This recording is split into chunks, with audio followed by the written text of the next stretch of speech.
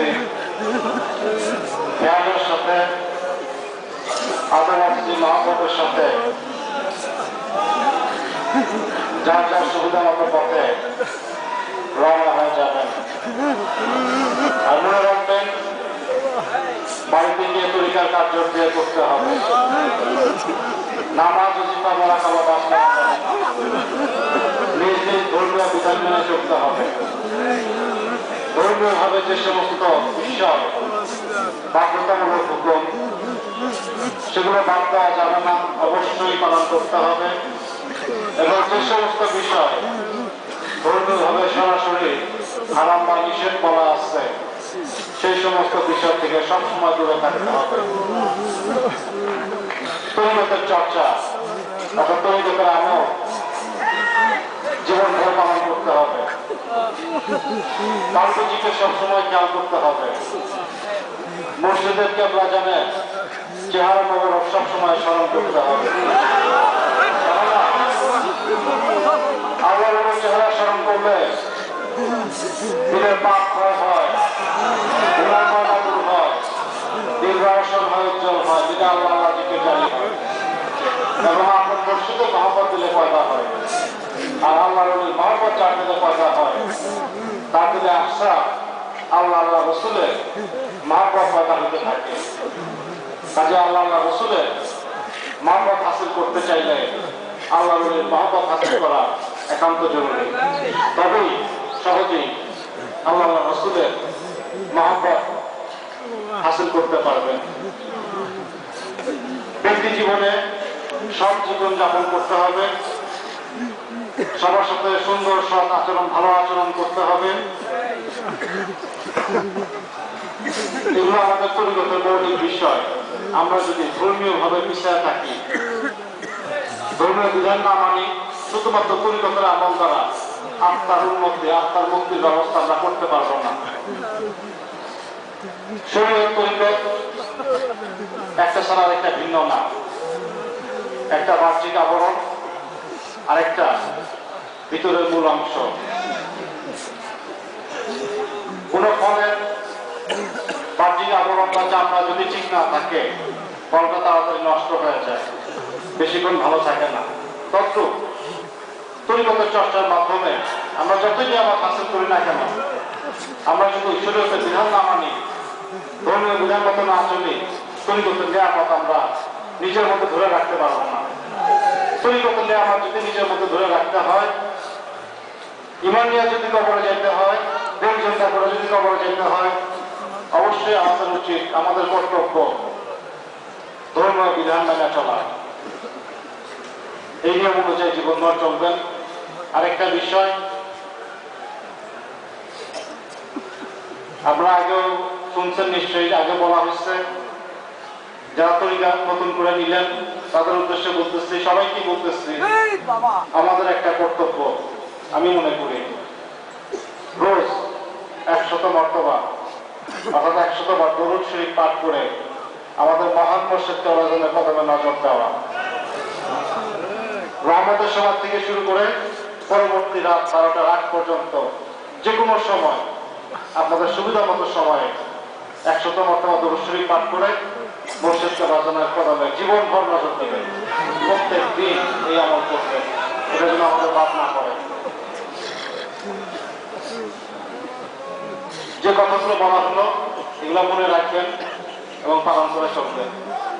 আরেকটা বিষয় বলা উচিত বলে আমি মনে করি আপনাদেরকে, এটা আপনাদের আমাদের প্রত্যেকের কর্তব্য।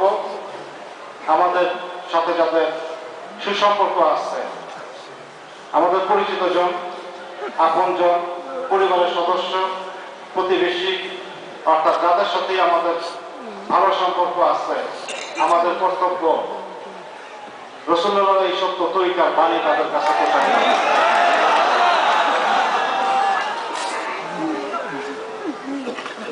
আমার ভয় হয় আমরা যদি এই প্রচারটা না করি,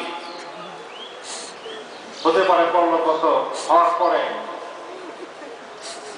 আমাদের কোনো পরিচিত জন, আমাদের সাথে যাদের ভালো সম্পর্ক ছিল, আমরা তাদেরকে বললে, তরিকা প্রচার করলে তারা হয়তো তরিকতে সামিল হতে পারতো বা হতো।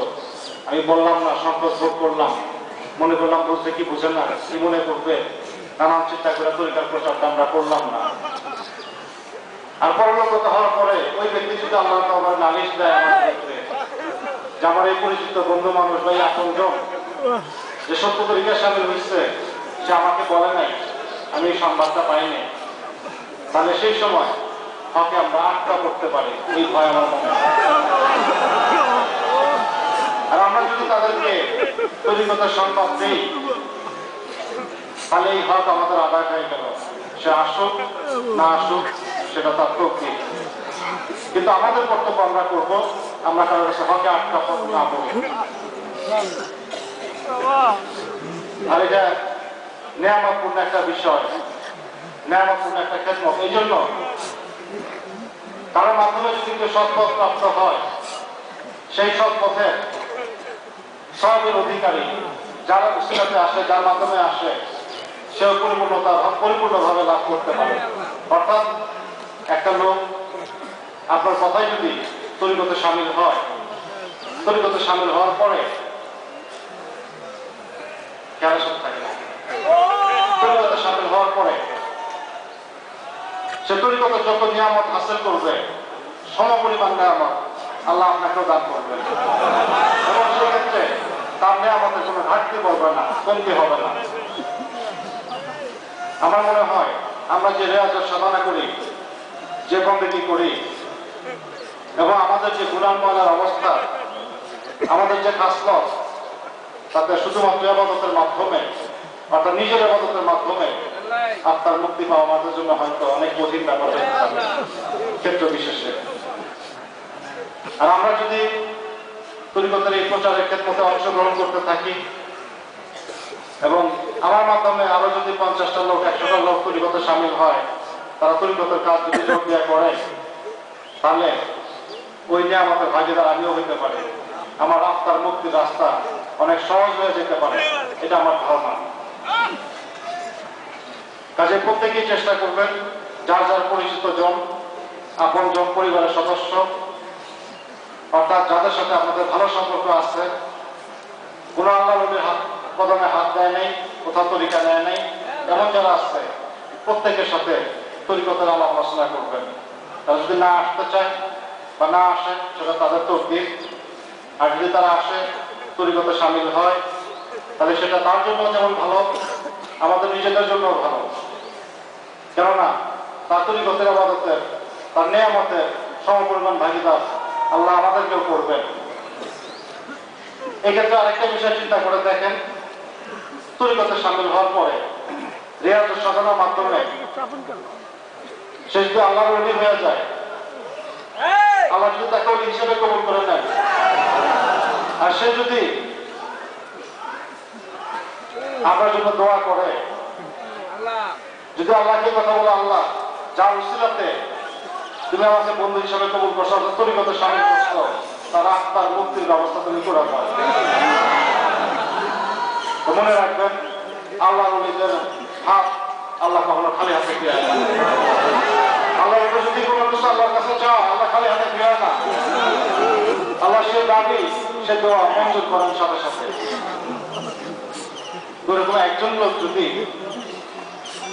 আপনার আমার মাধ্যমে আসে, তরিকতে সামিল হয়, এবং আল্লাহ তাকে ওলি হিসাবে, আল্লাহর প্রিয় পাত্র হিসাবে কবুল করে নেন, তাহলে ওই এক দোয়াতেই আমাদের আত্মার মুক্তির ব্যবস্থা হওয়া সম্ভব।